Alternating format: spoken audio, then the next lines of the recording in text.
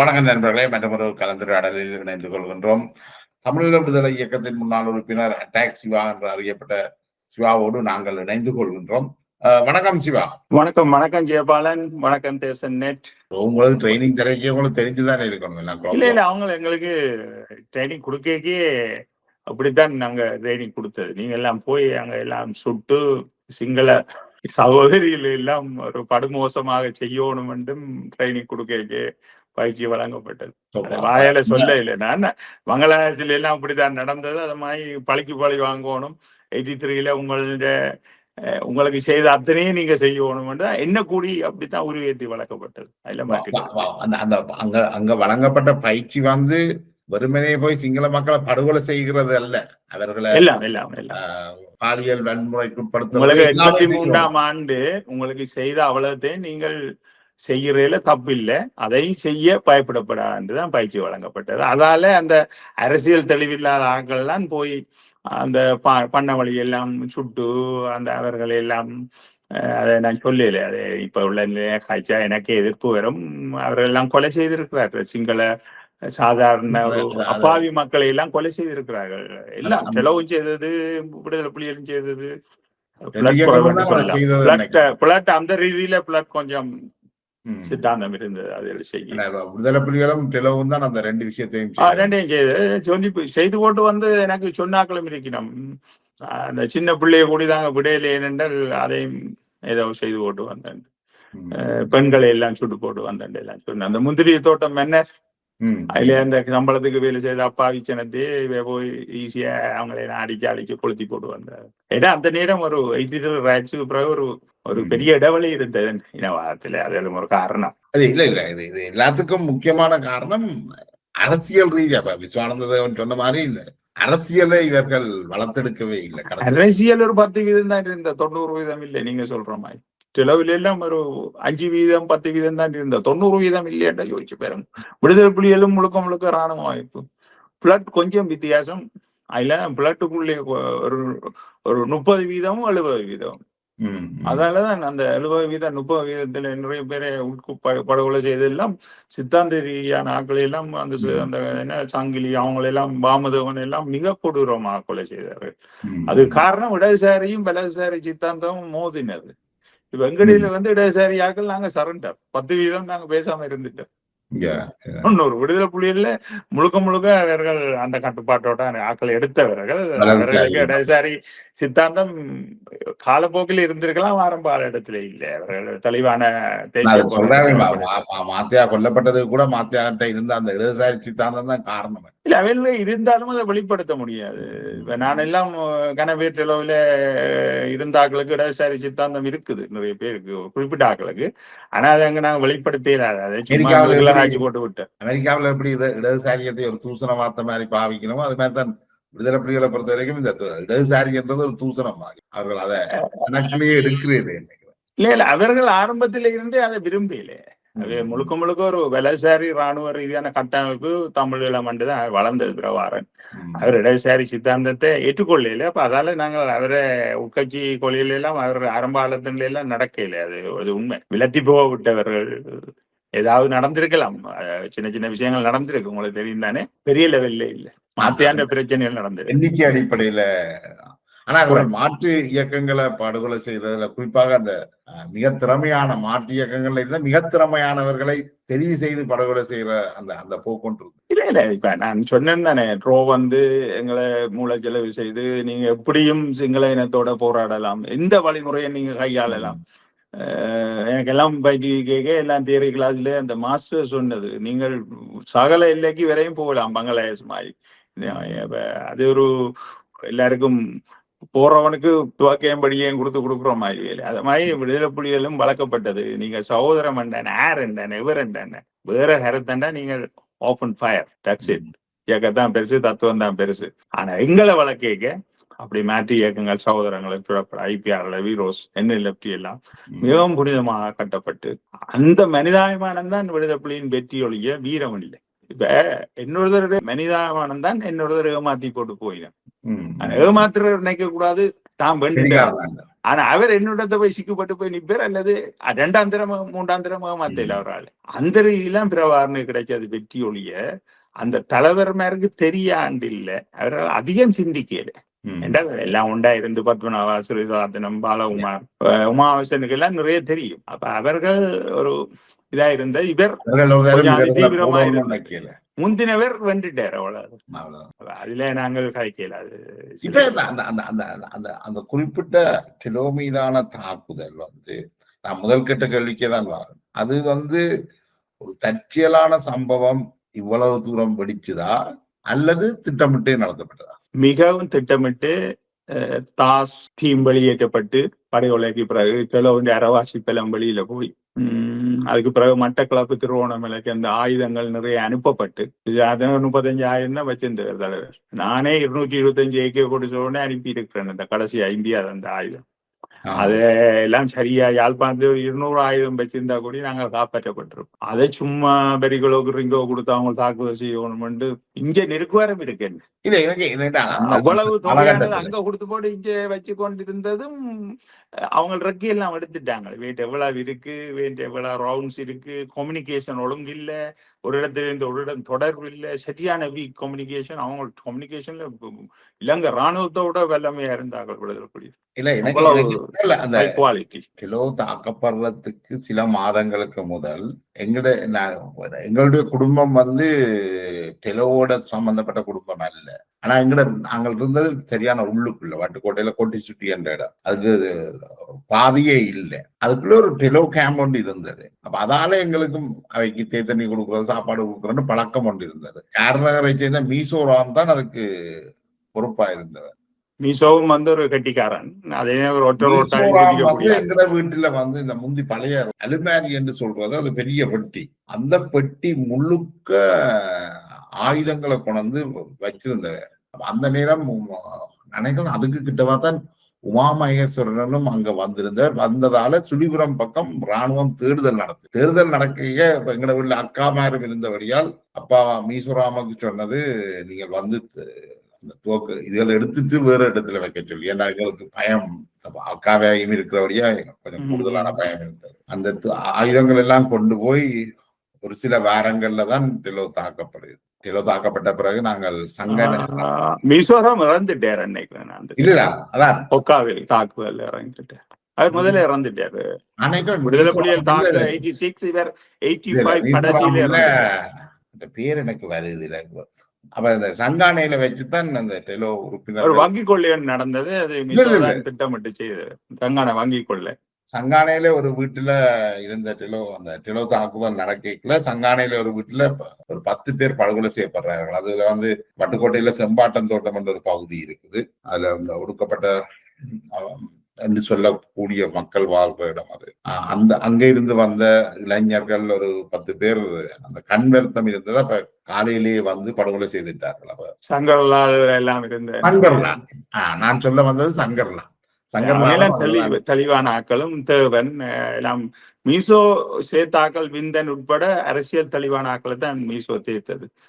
இடதுசாரி சித்தாந்தம் உள்ள ஒரு பெரிய தளபதியும் மீசோ தான் டெலோவில். அதாவது வட்டுக்கோட்டையில மட்டும்தான் டெலோவுண்ட பொடி எடுத்தது நினைக்கிறேன். வேறு இடத்துல அவரும் ஒரு விரக்தியெல்லாம் இறந்தவர் கடைசியா. ஏனென்றால் அந்த இடதுசாரி சித்தாந்தம் இப்படி தாஸ் போபி பிரச்சனை எல்லாம் அதையெல்லாம் ஓடிக்கொண்டிருக்க அவர் தானத்தான் போய் இறந்தவர். நினைச்சிருந்தா தான் அந்த தாக்குதலுக்கு போகாம ஆக்களை அனுப்பியிருக்கலாம். அப்படிப்பட்ட ஒரு கட்டிக்காரன் அவர்.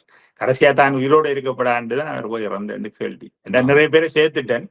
ஆனா இன்றைக்கு எல்லாம் மாறிக்கிறாக்க. அப்ப மாற்றத்தை கொண்டு வரணும்னு விரும்பினால் அந்த லிங்கம் என்பவர் கொல்லப்பட்ட அந்த சம்பவம் இருக்குதானே, அந்த சம்பவம் விடுதலை புலிகள் சொல்றார்கள் ஸ்ரீசபாடனத்துக்கு முன்னுக்குத்தான் அவற்றை கண்ணில சுற்றேன். இல்ல அது அவர் வேற கேம்புகள்ல இருந்திருக்கலாம். ஆனா அவர் இருந்திருந்தா லிங்கத்தோட அவர் காய்ச்சிருப்பார். அக்கம் பக்கத்துல இருந்திருக்கலாம். இப்ப லிங்கம் ஒரு ரீஜனல் தளபதி. அவரை ரீட் பண்ண விதம் செலோ பிள்ளை என்ன, ஒரு தளபதியோட காய்க்கணும். சும்மா சாதாரணமா போய் இருக்கிறார்கள் போய் காய்ச்சால் கிட்டோட காய்க்கிறா செலவுலயும் ஒரு ரேங்கில உள்ளாதான் காய்க்கணும். இது சும்மா சாதாரண காய்க்க போய் தான் இவ்வளவு பிரச்சனை எல்லாம் வந்தது. அது எங்கள பிள்ளை லிங்கம் ஒரு நல்ல ஒரு தளபதி, ஒரு படிச்ச அறிவான தத்துவங்கள் தெரிஞ்சவர். மோசமான முறையில தான் கொலை செய்திருக்கிறார். லெப்ட் ஹேண்டில் படிச்ச ஒரு நல்லா இல்லை. நான் விடுதலை புலிகள் என்றாலும் நல்ல தளபதி. அவரை ரீட் பண்ண விதம் சரியான படு மோசமான இது. அதோட பிரபாகரனாக்களுக்கு அதி உச்ச கோபம் அந்த சூழ்நிலை. சமாதானத்துக்கு வந்தாலே நீங்கள் சமாதானமா இல்லை காய்க்கணும். எங்கள பிள்ளைகள் இருக்கு, அதை நான் ஒத்துக்கொள்றேன். அப்படியே அதை நாங்களும் அந்த நெருக்குவாரத்தை கொடுக்குற சந்தர்ப்பத்தை, அல்லது இவ்வளவு தூரம் பெரிய பிரச்சனையா வந்திருக்காது. குயிக்கானது காரணம், இதுவும் ஒரு காரணம். அவங்க அவசரமாக முடிவெடுத்ததுக்கு அவர்களும் பயத்துதான் இருந்தார்கள். மோதைக்கு எங்களுக்கு இழப்பு வரும், ஒரு ஆளுரால் பயந்தானே. ஆனா அது ஒரு துணிவை கொண்டு வந்துட்டு இனி இதுக்கு மேலேயும் நாங்கள் இவர்களை விட்டு வைக்கப்படாது என்று அவர்கள் தீர்மானிச்சிட்டார்கள். மற்ற இயக்கங்கள் எல்லாம் இணைந்து பாதுகாப்பையோ அல்லது ஒரு எதிர்ப்பையோ காட்டையில அந்த நேரம் இல்ல. அதுதான் தேன்நிலவன்றது. ட்விட்டரோட எல்லாம் டாக்லஸ் உட்பட எல்லாரும் தேன்நிலவா இருந்தவர்.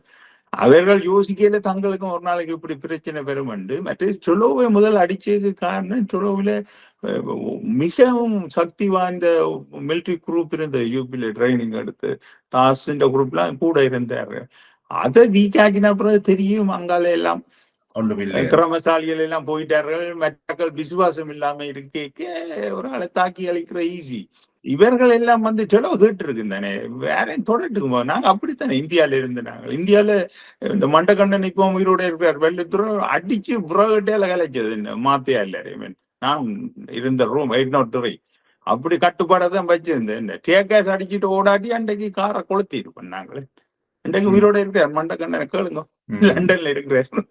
803 ரூம்ல வந்து அடி வேண்டிட்டு ஓடையில உண்டு. அது அந்த ஆக்களை பொறுத்தது. அது செலவுல கொஞ்சம் பேர் உடைச்சு போட்டு போறதுக்கு வந்தது. அதெல்லாம் வினோதர் இல்லைங்க. இல்லை இப்ப நான் அட்டாக்ஸ் அட்டாக் தான் அப்படி சொல்லிட்டேன். பிறகட்டையில என்ன கொளுத்தி தள்ளும் கூட. அப்ப வந்தேன் நானுங்க கடைக்கு போட்டு வரணும். அவங்கள எல்லாம் கண் வாங்கி போயிருக்காங்க. கேஸ் இல்லாட்டி அன்றைக்கு ஆக்கள் பிடிச்ச கட்டி வச்சிருந்துருப்பாங்க. இப்ப நாங்க நினைக்க கூடாது செலவுன்ற 3ஆம் கட்டம் 4ஆம் கட்டத்துல இருந்தாக்கள் லேசுப்பட்ட ஆக்கள் உண்டு. செலவுன்ற 2ஆம் கட்டத்து தளபதிகள் வீக்கான ஆக்கள், செல்வம் உட்பட.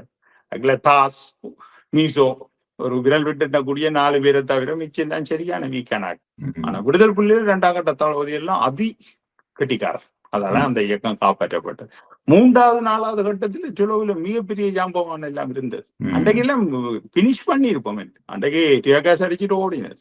ஒரு ஆள் ஜெர்மன்ல இருக்கிறார், ஒரு ஆள் லண்டன்ல இருக்கிறாரு. மண்டகண்ண கேளுங்க, அட்டாக்ஸ் வந்த ரூம்ல அடி வேண்டி ஓடையில அம்பாசிடர் கார்ல பெரிய பயிற்சியும் எடுக்கல. அதாவது திருப்பி வந்து எங்களோட அமைப்புகளை உடைச்சு ஒரு பிரச்சனையை உண்டு பண்ணினார்கள். இதை நேரடியா எதிர்கொண்டேன் நான். அப்ப நான் 108 பேருக்கு இன்சார்ஜா இருக்கிறேன் அந்த பட்ஜெட்டுக்கு. அப்ப நாங்கள் வெளியில போயிருக்க இப்படி ஒரு இன்சிடென்ட் நடந்தது அண்ணன். அப்ப எங்களுக்கு தெரியும் திருப்பி அடிக்கடி வந்து வேற இடங்கள்ல செட் அவுட் போடுறோம். நாங்க 108 பேர் இருக்க கொஞ்சம் பெரும்பான்மையான ரூம் இல்லை. 10 பேர் இருக்கிற ரூம்ல வந்து ஷர்ட் விட்டுட்டு போகலாமே. அன்றைக்கே திருத்தி இருக்கணும். அப்பா அதுக்கும் அவர்களும் கேஸ் அவர்களோட எல்லாம் ரிக்ஸா போனவர். ஆயுதம் கொண்டவரும் ஒன்றும் செய்யலையே. நாங்க இந்தியால மிகப்பெரிய பலமா இருந்தாங்க. பிளட்டோட எல்லாம் பெரிய பலமா இருந்தாங்க.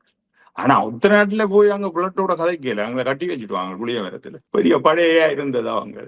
அதெல்லாம் எங்களுக்கு தெரியும். நல்ல அங்க பக்கம் போனதே இல்லை நான். அப்ப அதால எல்லாருக்கிடையும் ஒரு வன்மம் மாவிசுரண்டா பண்ண லேசுப்பட்ட ஆள் இல்லை. சும்மா மனித வளத்தை வீணடிச்சாலும் பிரபாகரன் என்றாலும் தீவிரமா போராடி ஒரு வரலாற்றை படைச்சு இலங்கை அரசாங்கத்துக்கு விரலுக்கு கண்ணை விட்டாட்டினாள். ஆனால் உமாவிசன் எல்லாம் வந்து சும்மா மேன் பவரை வீணடிச்சு போட்டு கடையை ஏனோதானு போயிட்டு செலவு கூடி எங்களுக்கு சந்தர்ப்பம் அளிக்கப்பட்டது. அல்லது நாங்கள் எங்களோட கட்டித்தனத்தை சிறுகாலத்தினும் மிகச்சிறந்த ஒரு பிளான் பண்ணி செய்யக்கூடிய அவரோட இருந்துதான் எனக்கும் இந்த வியூகங்கள் எல்லாம் தெரியும். அறளிய போராட்டத்திலே கூடி என்னுடைய அட்வைஸ் எங்க இருந்து வந்தது? எங்க ஜேபி அதை சொல்லட்டும் பார்ப்போம். பினிஷிங் செய்ய தெரியாது. அவர்கள் 2 தடவை ஃபெயிலியர் ஆகுது. பதட்டம். அதுக்கும் சில தமிழர் தான் ஐடியா கொடுக்கணும். மலைய தமிழர் தான் அறலையால 30% போராடினார். இருக்கா தெரியுமா? 70% சிங்கள மக்கள் 30%. உடைச்சு அந்த முதல் பாயிண்ட உடைச்சு போனது ஒரு மலைய இளைஞர். என்ன அப்படியே காயம் ரத்தம் ஓடுது. என்ன ஒரு தமிழன் தான் உடைச்சுதன். அதுக்கப்புறம் அந்த பாஞ்சு தூய்புழுக்க எல்லாம் போய் விழுந்தது. ஏனென்றால் அந்த அளவு மலைய இளைஞர்களை நாங்கள் சிம்பிளா நினைக்க கூடாது. இந்த ஏபி மலைய தமிழரோட நிக்குது என்றால் அறகழிய போராட்டத்துல அவர்களும் தங்களுடைய பங்கு யாழ்ப்பாணத்துல இருந்து யார் போகணும், சுமந்திரன் யார் போகணும், ஒருத்தரும் போகல. நான் தானே இல்ல ரெண்டு பின்னுக்கிட்டு பெஞ்சில முஸ்லீம் மக்களும் பெருசா பங்கு பற்றியில்லை. மலைய இளைஞர்களும் முன்னணி சோசியலிச கட்சி ஜேபி இந்த அமைப்புகள் நின்றுதான் கொத்தவ திணற அடிச்சார்கள். அது நடந்த பிறகுதான் இலங்கையில ஆட்சி மாற்றம் நடக்கும். இப்ப நீங்கள் விடுதலை புலிகளுக்கும் டிலோவுக்கும் பிரச்சனை வர முதலே நீங்க வெளியேறிட்டீங்க. சில மாதங்களுக்கு முதலே நான் 86 பிப்ரவரி 15ஆம் தேதியே நான் வெளிக்கிட்டேன் பொம்பைக்கு. தாச வந்து மார்ச் 11ஆம் தேதி தான் அவரு ரப்பு நடக்குது. ஆனா எனக்கு முன்கூடியே தெரியும் இது நடக்க போது, உருப்படாது, தாசனே ஏதோ ஒரு விதத்துல இவங்க மடக்க போறாங்க என்று தெரிஞ்சிட்டு இவங்களை நிப்பாட்டே இல்லாதன்ட்டு. எனக்கு கொடுக்கப்படாது, அவர்கள் வந்தா உள்ளுக்கு விடப்படான்னு கட்டுப்பாடு வந்த அந்த உச்சிப்புலி கேம்புக்கு. இவ்வளவு பலகீனத்தையும் வச்சுக்கொண்டு ஸ்ரீசபாரதன் தானே முதல் தாயகத்துக்கு போய் இருந்த ஒரு தலைவராக இருந்திருக்கிறாரே, என்னென்று அவர் போனார்? அதுக்கு உங்களை போன்றவர்களுடைய ஆலோசனை எப்படி இருந்து? இல்ல, நான் கடைசியா அவர் போயக என்னோட நின்றுட்டு தான் போனவர். என்னோட என்ன வேற நான் எல்லாம் அப்படி பெரிய புழுவி சொல்லப்படாது. என்னோட ஆத்தங்கரையில நடந்து கொண்டு போறாரு அந்த கடற்கரையில. அப்ப எனக்கு ஒரு பனிஷ்மெண்ட் விழுந்த, ஒரு அடி விழுந்த. சுபாஷ் என்றால் அடிக்கி விட்டாங்க அதை பத்தி. அப்ப அவர் வந்து சொல்றாரு, ஏன்னா சிவா நீங்க இதை பெருசுபடுத்த வேண்டாம், எனக்கு தலைவரே எனக்கு சொல்லியிருக்காரு, அதை கவலைப்படாங்க, அவரால் என் கூடிய தடுக்க இல்லாது. அவ்வளவுக்கு சுபாஷ் என்ற ஒரு மொக்கன் மொடிசல் வந்து டெலோவில ஒரு அரப்பு அரசியலும் தெரியாது, ஒன்றும் தெரியாது. டெலோவில நாங்கள் போட்ட திட்டம் வந்து ஒரு 25 பேரை நாங்களே இல்லாம பண்ணிட்டு டெலோ புனிதமாக்கணும், அவ்வளவு பேரையும் போட்டு தள்ளிட்டு. அப்படியான ஆட்களெல்லாம் டெலோ அழிஞ்சு ஒரு 25 பேர், 20 பேர், 15 பேர் அதுகளுக்கு தெரியும். அவ்வளவு பேரையும் பிடிச்சு பீஸ் பண்ணிட்டு தலைவரோட இயக்கத்தை கொண்டு போயிருக்கல. அதுதான் டெலோவின் அழிவுக்கு காரணம். தாசன் அழிவுக்கும் அதுதான் காரணமா அமைஞ்சது. கிட்டத்தட்ட எங்களோட ஜனநாயகங்கள் எல்லாம் இல்லாம போய் விடுதலை புலிகள் எங்களை அழிக்கிறதுக்கு காரணமாக இதுதான் நடந்தொழிய, நாங்கள் சும்மா விடுதலை புலிகள் எங்களை அழிச்சிட்டார்கள் என்று முதல்ல கண்ணீர் வடிக்க கூடாது. நாங்கள் எங்க தவறு விட்டோம்னு எனக்கு தெரியும். ஒரு 10 பேர் உளவு அமைப்பு இருந்தா அதுல நானும் ஒரு ஆள் இன்டெலிஜென்ட் அந்த நேரம் பேசா தொடங்கிட்டு இயக்கத்தை விட்டு யாரும் ஓடிடாம இருக்கு. ஏன் அந்த நேரத்திலேயும் அவர் அங்க நின்றார்? அந்த புலிகள் இப்போ ஒரு நாள் தாக்க போறார்கள் என்ற விஷயம் தெரிஞ்ச பிறகு மேல் அங்க நின்றார்கள்.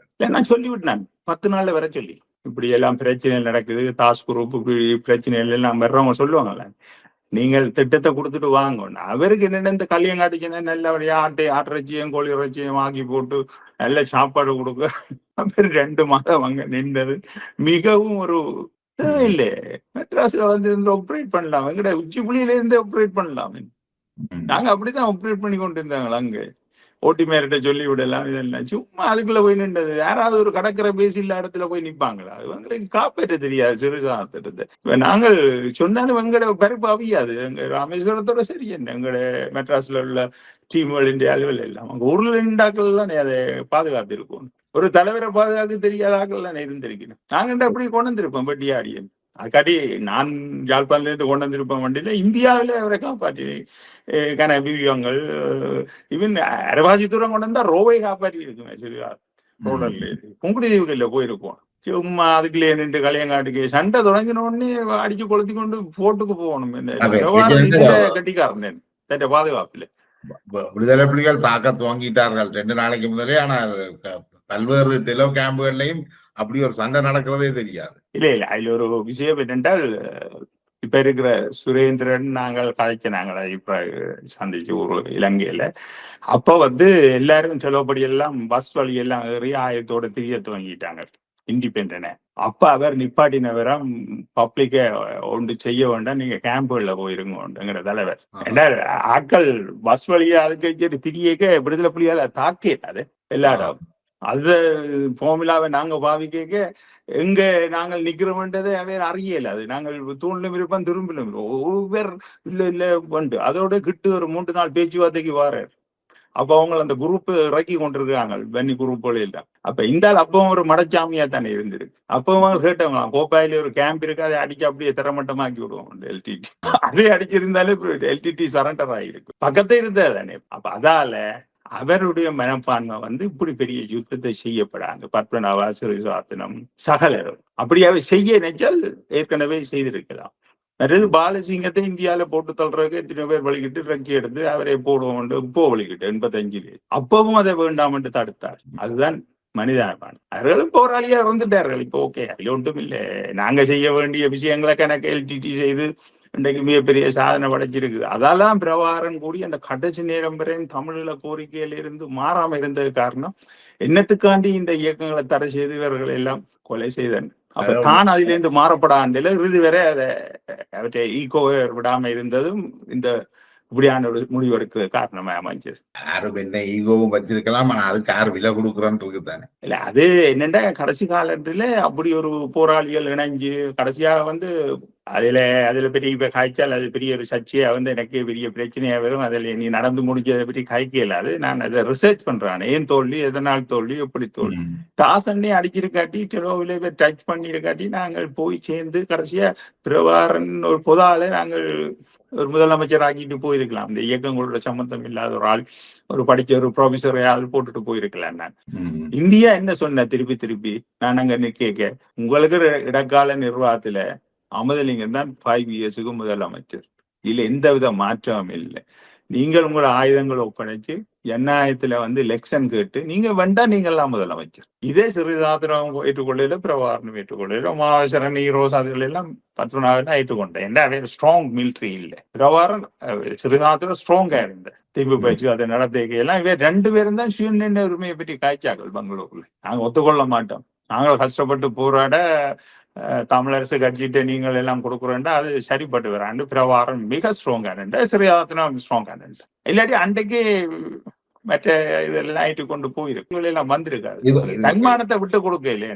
நாங்கள் இவ்வளவு போராடி இவ்வளவு ரத்தம் சிந்தி உதயா வேண்டி கொண்டு போகணும்ன்ற ஒரு ப்ராப்ளம் இருந்தது. இதெல்லாம் எனக்கு நேரடியா தெரியும். கதை கேட்க நான் அரசியல் வைக்க ஜிஆர் வடமானத்தை தாராண்டே சொல்லி இருக்கு ஒரு கட்டத்துல. கிழக்குக்கு 10 வருஷத்தால எலெக்ஷன் வைப்போம், அது வேற கிழக்கு எங்கட ஒன்றோட இருக்கட்டும், வடக்கு புல்லா தாரம் மட்டும் சொல்லிட்டு அவ்வளவு தூரம் நாங்கள் இலங்கை அரசாங்கத்தை மிரள வச்சாக்கள் விடுதலை புலிகளோ இல்ல. இந்த பெருமையெல்லாம் இருக்குது. கடைசியில நாங்கள் justify the means or mean justify the ends ரெண்டும் இல்லை. இல்ல அது காரணம் அதுக்குள்ள கல சக்திகள், உளவு அமைப்புகள் ஊடுருவி எல்லாம் ஊடுருவி எல்லாம் கிளாப்ஸ் பண்ணிட்டு போராட போய்க்குள்ள இதெல்லாம் தெரியத்தானே வேணும். எங்களுக்கு தெரியாது, நாங்க சின்னாக்கல. எங்க தலைவர் மேருக்கு நல்லா தெரியும். சின்னாக்கலதான் நீங்க போனீங்களா? இல்ல சின்னாக்களுக்கு தெரியாது, அங்க போய்த்தானே நாங்க கற்றுக்கொண்டோம். இதுல கொஞ்சம் எங்களுக்கு இந்த விஷயங்கள் கணக்கு தெரியாதானே. நாங்க 16 வயதுல போறோன்றோம். இப்படி எத்தனை போராளிகள் விடுதலை புலிகள் எல்லாத்துலயும் போனது. அப்ப அங்க உள்ள தளபதிகள் தலைவர் மேற்கு அரசியல்ல இருந்த ஆக்களுக்கு தான் இது தெரியும். அது அவைவே இந்த பிரச்சனையில இருக்கு. பாலசிங்கத்துக்கு எல்லாமே தெரியும், சாலதுமே தெரியும் பாலசிங்கத்துக்கு. அவர் ஒரு பெரிய ஒரு சம்பவம். தாங்கள் தலைவராக இருக்கணும், தாங்கள் மதியுரைஞராக இருக்கணும், தாங்கள் இந்த பொசிஷன்ல இருக்கணும். இல்ல ஒரு கட்டத்துல விடுதலை புலி தலைவருக்கு தெரியும் இந்த டெலோன்ற இன்சிடென்ட் எல்லாம் நடந்துட்டுது. இந்தியன் ஆர்மியோடையும் ஒரு யுத்தம் செய்தாச்சு. அதுக்கு பிறகு ஒரு தீர்வுக்கு போக முடியாது என்றால் ஒரு யுத்தம் ஒன்று நடந்துட்டு அதுக்கு பிறகு இந்த மாநசபை ஏற்காம தட்டி கழிச்சது. ஆனா அதை ஏற்றிருக்கலாம். அதுக்கு பிறகு 91ஆம் ஆண்டு தான் ராஜீவின் இன்சிடென்ட் நடக்குது. அதுக்கு பிறகுதான் இந்தியாவோட துப்புரவை ஒட்டுமில்லாம் உறவில்லாம் போனது. இப்ப அந்த இடப்பட்ட காலத்திலேயாவது ஒரு இதுக்கு போயிருக்கலாம் 87ல. அவர்கள் அந்த முடிவு எடுக்கல. அதாலதான் இவ்வளவு மிகப்பெரிய அழிவுகள் எல்லாம் நடந்தது.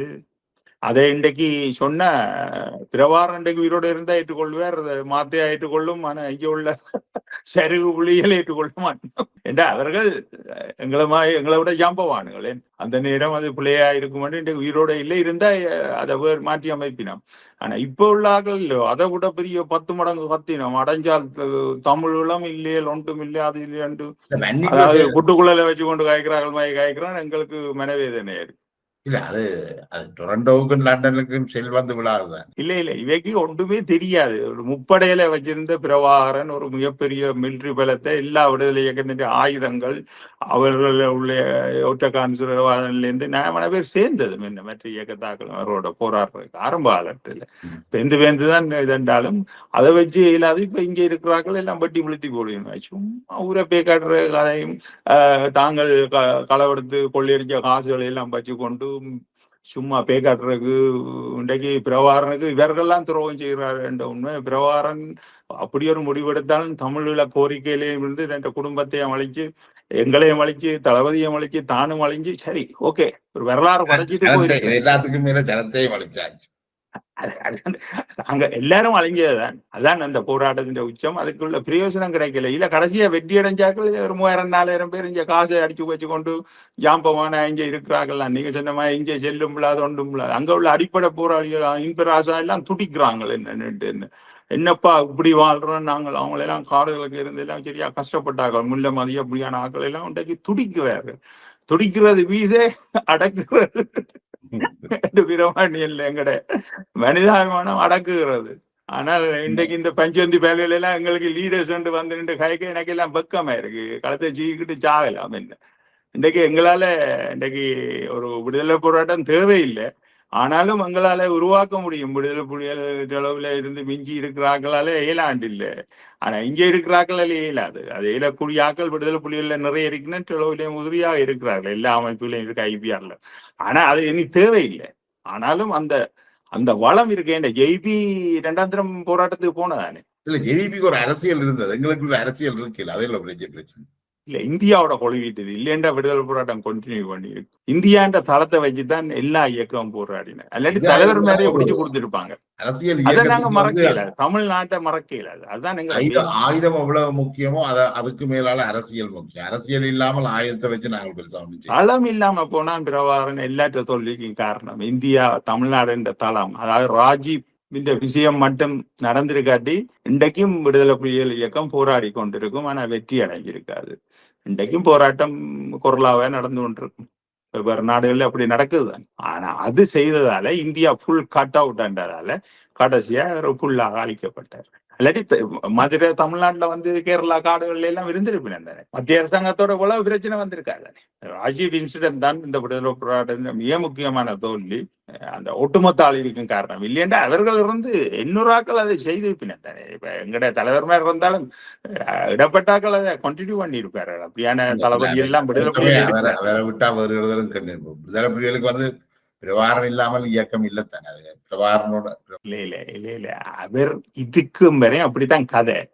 அவர் இறந்திருந்தா மாத்தியா இருந்திருப்பார். ஒரு கொஞ்ச நாளைக்கு அப்படி இப்படி காய்ச்சிருப்பினும் அவரை மாதிரி செய்யாலும் அடுத்த லெவல்ல செய்திருப்பினோம். இப்ப ஸ்ரீராத்தினம் இறந்து எங்களுக்கு இப்படி ஒரு பெரிய பின்னடைவுகள் விடுதலை புலிகளால விராட்டி நாங்க இயங்கி இருப்போம். செல்வத்தை கூடிய ஒரு கட்டத்துல நீ ஆளுமை காணாண்டு தாஸ் அல்லது மீசோராம் இருந்தால் இவரை போட்டு தள்ளிட்டு கூடிய அவர்கள் வந்திருப்பார்கள். நான் ஓப்பனா சொல்றேன். ஏனென்றால் வீரம் இருக்கிறவன் தான் மாஞ்சா இருக்கிறவன் தான் போராட முடியும். மற்றவர்களால போராட முடியாது. சும்மா காசு இருந்தா போராடலாமா? இந்த விடுதலை புலிகிட்ட இல்லாத காசா, இல்லாத கட்டமைப்பா? இன்றைக்கு எல்லாமே இருக்கு.